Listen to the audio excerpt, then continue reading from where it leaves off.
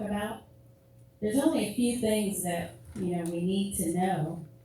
But when things are thrown out and you're wondering, what are they talking about? The vocabulary, and you can do this with any disease, and I'll give you information later on where to find it, will help you be able to communicate better. And then the last page will just give you an outline of what to think about when you're at the doctor's office and how to be a part of that visit. So before I dive into chronic kidney disease, I would like to start out just also giving you some thoughts about prevention. So next slide. I want to just introduce you to the top 10 leading causes of death in the United States. And the reason why I want you to pull this together is those 10 things account for 74% of the deaths in the United States. We look at these things, most things we can do something about to prevent it, but you have to know it. So, we'll start out with the top 5. Heart disease, cancer, unintentional injuries, COPD, and stroke.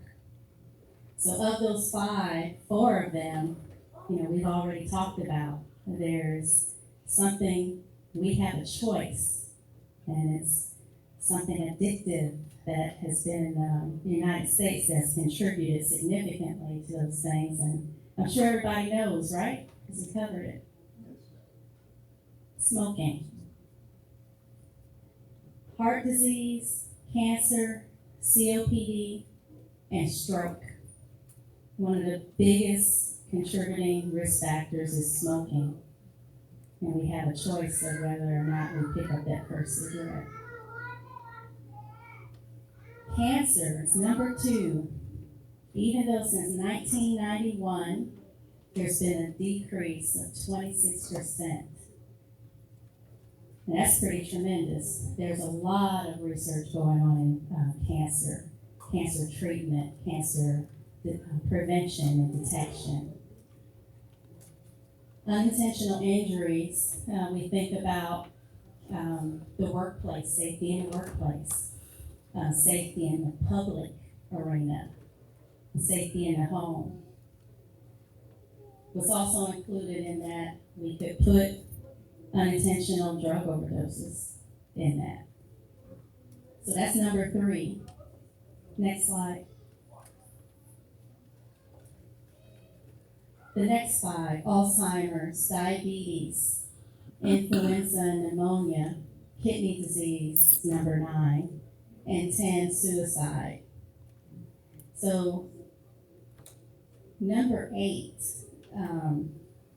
influenza and pneumonia and immunizations in general. I think I have some information back there on immunizations. There's a lot of misinformation about immunizations. With flu and pneumonia season coming up, I do want to remind everyone the importance of getting immunizations. And even with these chronic diseases that we have, we're more at risk of getting sick. So if you have an opportunity, please pick up the information on immunizations. Something that is at least preventable, also ties into public safety, public health. I have people coming in when there's a new baby in the family. Oh, such and such won't let me see their baby without me getting my flu shot. I'm like, good. So these are things to think about. Benjamin Franklin, an ounce of prevention is worth a pound of cure. It's so much easier to prevent disease than to treat it. I shouldn't say it's easier. It has more of an impact. So it's much more difficult to catch up with the disease once it starts. But if you have information on how to prevent it and you prevent it from happening in the first place, it has a big impact. And that can be at an individual level all the way, to the national level. So I don't think we can really, when you think about all of the top 10, which is 74% of the causes of death in the United States, really approach it without looking at and researching prevention. And that's pretty much with any disease. How do you get to the core of the problem? Next slide. So what is prevention? I Googled multiple definitions. It is a noun, but every one of those definitions included the action of stopping something from happening or arising. And that suggests that it requires an action from us. It's not something passive, something we need to do. And this word has been around for a long time, 15th century. But, we really need to embrace what that really means. And that's what I challenge people when they come see me.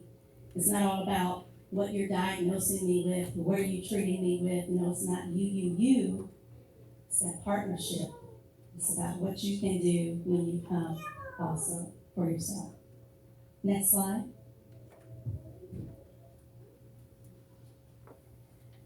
So, if you apply this concept to everything, the physical, the emotional, and the spiritual, there are a lot of things that can be prevented if we choose to educate ourselves and do something about it.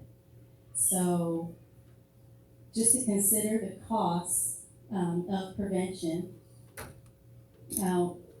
There's a lot of different factors that impact our health that we can't ignore. And there are recurring themes that I know a lot of people can relate to, besides, we know about the costs. But we go down the list of, the positive things that prevention will do as far as reduce healthcare costs, increase productivity. You gotta have access to all of this.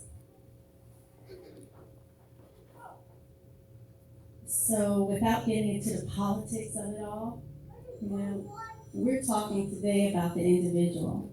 And that's what I deal with a lot of people with the individual. But when you start to change the individual and that individual starts to impact their family, and the family impacts the community starts to impact the politicians and the state, and then to a national level and international level.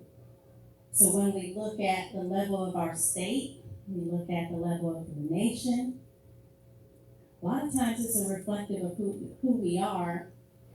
And that's why other people kind of look at us like, okay, where are you and why? We can be drivers in that and we can be participants of that. It may take a while, but we have to continue to start with ourselves. Next slide.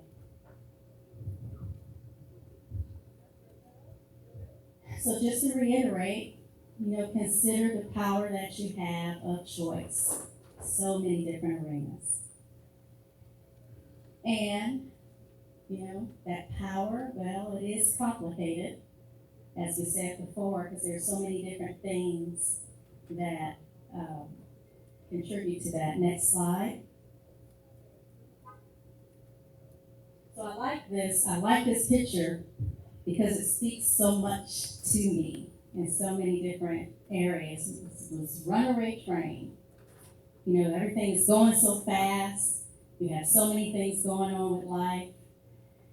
I don't have the time.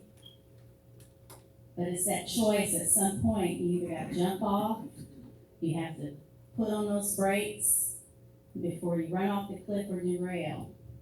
And a lot of times it starts with us individually. Next slide. So how many people in here, raise your hand, know that you are at risk of kidney disease? Okay. So 2 people. I want everybody to stand up. If you're 60 years old or older, sit down. Okay. If you have a family history of kidney disease, high blood pressure, or diabetes, sit down.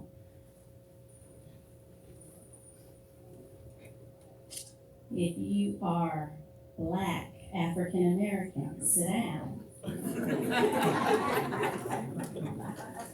So everyone in here is at risk for kidney disease. Okay, so this is relevant to everyone, which is good.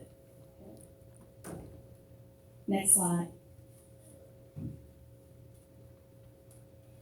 So the goals of the presentation today, 1, know the risk factors of chronic kidney disease and failure. And I put kidney disease and failure there together just because at the doctor's office, when you get that after visit summary, sometimes you may see kidney failure.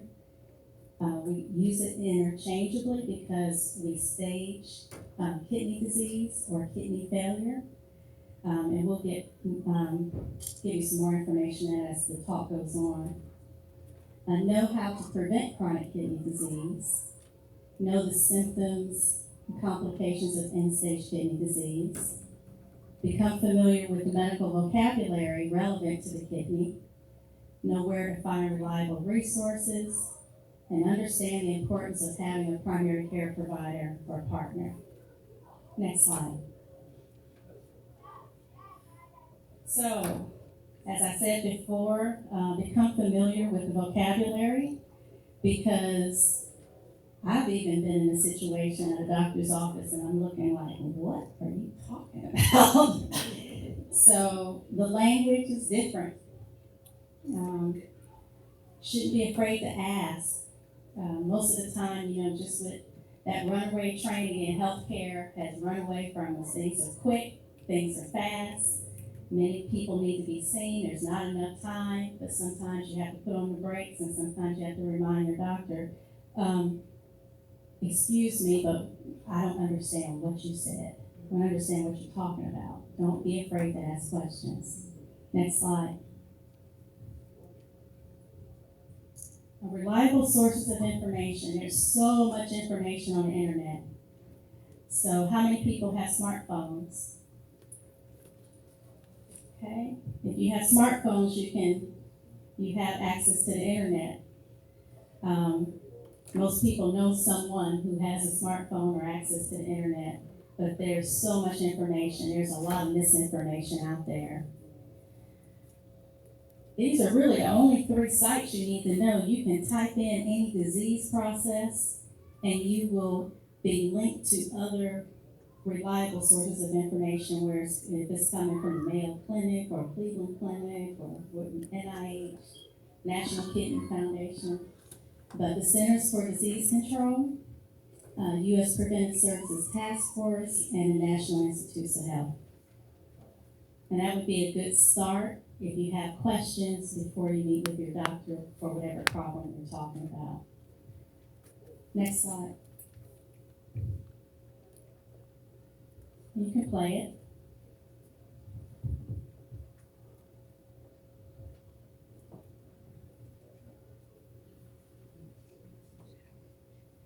You know your lungs, and you might even know a bit about your liver. But what do you know about your kidneys? Well, your kidneys do a lot. They remove waste, balance fluids and minerals, control blood pressure, keep bones healthy, regulate hormones, and help make red blood cells. Every day, your kidneys filter 200 liters of blood. When blood enters the kidneys, it is cleaned and returned to the body, while toxins and waste are removed and turned into urine. Kidney disease can disrupt these vital functions. Kidney disease occurs when the kidneys become injured or damaged, which can cause serious problems such as heart disease and heart attacks, stroke, anemia, nerve damage, weak bones, high blood pressure, and kidney failure. In fact, 26 million Americans already have kidney disease, and most don't know it because the early stages often have no symptoms. That's why it's important to know the risk factors for kidney disease. 1 in 3 American adults is at risk. High blood pressure and diabetes are the 2 leading causes of kidney disease and kidney failure. Some groups are at greater risk for developing kidney disease, including those over 60 and those with a family history of kidney failure. There are things you can do to protect the health of your kidneys. Make sure that you keep your blood pressure and blood sugar under control. Maintain proper weight. If you smoke, quit. Exercise regularly. Avoid excessive pain medicine. Eat less salt and fat, and drink plenty of water. If you are at risk for kidney disease, the National Kidney Foundation recommends 2 simple tests every year: an albumin to creatinine ratio, or ACR test, which can identify a protein in the urine called albumin. This is often the first sign of kidney damage. A simple blood test for creatinine can also be used to estimate your glomerular filtration rate, or GFR. GFR can tell you how well your kidneys are filtering and if any damage has occurred. If you find it early, you can slow or stop kidney disease from getting worse. So get to know your kidneys by contacting the National Kidney Foundation, the leading organization in the U.S. dedicated to the awareness, prevention, and treatment of kidney disease. Visit kidney.org or call us toll-free at 855-NKF-CARES. That's 855-653-2273.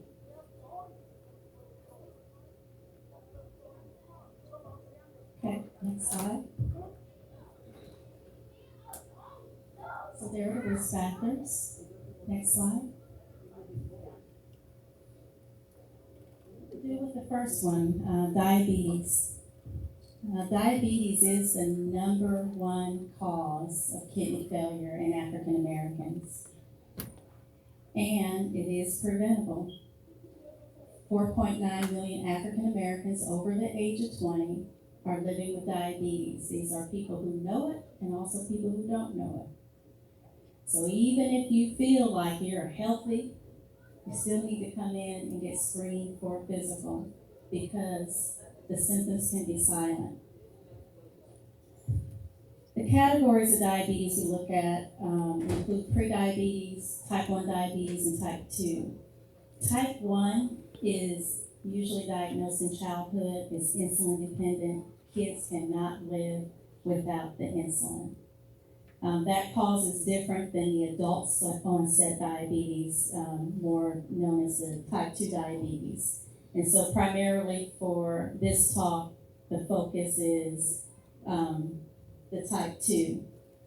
So prediabetes is the warning signal that you are at risk of developing diabetes. And then the risk factors listed here: sedentary lifestyle, obesity, I can't hardly see, age, hypertension, family history, but it is preventable and treatable. There is medicine. We usually start out with metformin. It helps regulate the blood sugars and also oftentimes can help with a little bit of weight loss, which most, not all, but most type 2 diabetes patients are either overweight or have obesity. In the type 2, that's usually when medications are started, but that's not always true. There are a lot of people who manage their type 2 diabetes with diet. So the earlier we detect it, the better chances of preventing someone from going on insulin, which is a lot of people's nightmare. So I know when I was in medical school, we were taught by the time you diagnose diabetes, that person has had diabetes for at least 10 years. Mm-hmm. That is no longer true because we detect it early now. We have different ways of detecting it. You can do a fasting finger stick blood sugar, or you can do a 3-month blood sugar average, and we can diagnose people in that pre-diabetic range and prevent them from going into diabetes. Next slide. Hypertension is the second cause of kidney failure in African Americans and is the leading cause of death in African Americans due to the association with heart disease and stroke. So these are the newer recommendations for the blood pressure. We used to think anything under 140/90 is fine, but we do know now that lower is better. So the new category for normal is less than 120/80. I have so many people that say, I've never been that low. Well, at some point you probably were. But everyone can't tolerate the very low dosages, especially as we get older. Our blood vessels get stiffer, so we actually need that higher pressure to circulate. So people say, well, what should my blood pressure be? I always say it depends, and they hate that answer. But it really does depend on multiple factors. But the lower, the better in general. And we just have I would say primary care providers have been criticized for allowing people's blood pressure to go too high for too long and contributing to the problem. So the staging is in writing now for us to be more aggressive with encouraging and trying to get people at those lower levels because it directly affects the risk of stroke and heart attack. Next slide. Family history is important because there are so many kidney diseases that this is not the purpose of this talk, but it's important to get a family history. Thank goodness a lot of these things are rare, but there are a lot of different causes of kidney disease that are inheritable besides diabetes and high blood pressure contributing to it. Next slide. Over the age of 60. Well, as we age, also our kidneys age along with a lot of other things. So our kidneys just do not work as efficiently as it did when you're younger. So the other thing is as we get older, we tend to be at higher risk for other diseases like diabetes and high blood pressure that contribute to kidney disease.